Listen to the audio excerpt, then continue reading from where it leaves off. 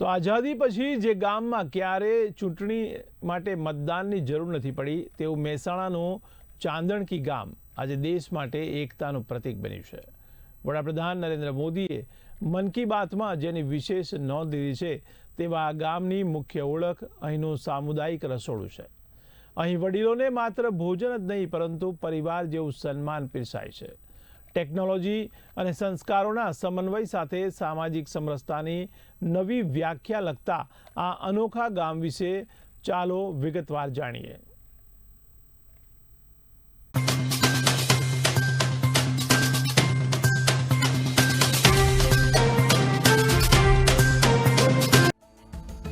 મહેસાણાના ચાંદણકી ગામનું સામુદાયિક રસોડું વડીલોની ભૂખ સંતોષવાની સાથે જ તેમની એકલતા દૂર કરવાનું સબળ માધ્યમ બન્યું છે। વડાપ્રધાને બિરદાવેલી આ પહેલને કારણે ગામનો કોઈ પણ વડીલ આજે પોતાની જાતને એકલો અનુભવતો નથી। સામાજિક એકતા અને પરસ્પર સહયોગના પરિણામે જ આ ગામ આજે સમગ્ર દેશ માટે પ્રેરણાનું કેન્દ્ર બન્યું છે। આ રસોડાને 15 થી 20 વર્ષ થઈ ગયા। વડીલો માટે અમે બીજી પણ ઘણી સગવડો કરી છે। હિંચકા બનાવ્યા છે અને ત્યાં બેસવાના બોકડા બનાવ્યા છે। ટૂંકમાં અમારું મેઇન કામ છે વડીલોનું ધ્યાન રાખવાનું।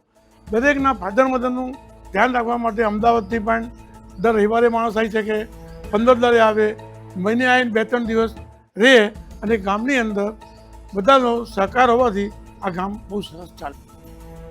છેલ્લા 2 દાયકાથી કાર્યરત આ સેવાકીય પ્રકલ્પોમાં વડીલો માટે વિશેષ ભોજન વ્યવસ્થા, ગૌશાળા અને સાપ્તાહિક મેડિકલ કેમ્પ જેવી સુવિધાઓ ઉપલબ્ધ છે। આ ગામની લોકશાહી પણ અનોખી છે। પંચાયતી રાજના અમલ પછી અહીં ક્યારેય ચૂંટણી યોજવી પડી જ નથી। ગ્રામજનો પરસ્પર સહમતિ અને અતૂટ વિશ્વાસથી જ પોતાના પ્રતિનિધિઓની પસંદગી કરે છે। ભેગું મળી જે ગામની અંદર રહેતા હોય એમનું જ સિલેક્શન કરી કે જેથી કરી ગામની અંદર રહેતા માણસોની સમસ્યાઓનું નિરાકરણ કરી શકાય એ માટે ગામના વ્યક્તિનું જ સિલેક્શન કરી અને સરપંચ બનાવતા હોય છે। સીસીટીવી કેમેરા અને ઘરે ઘરે શુદ્ધ પેયજળ જેવી આધુનિક સુવિધાઓ ધરાવતું ચાંદણકી ગામ મહિલાઓ અને વરિષ્ઠ નાગરિકોના સન્માનનું જીવંત ઉદાહરણ છે।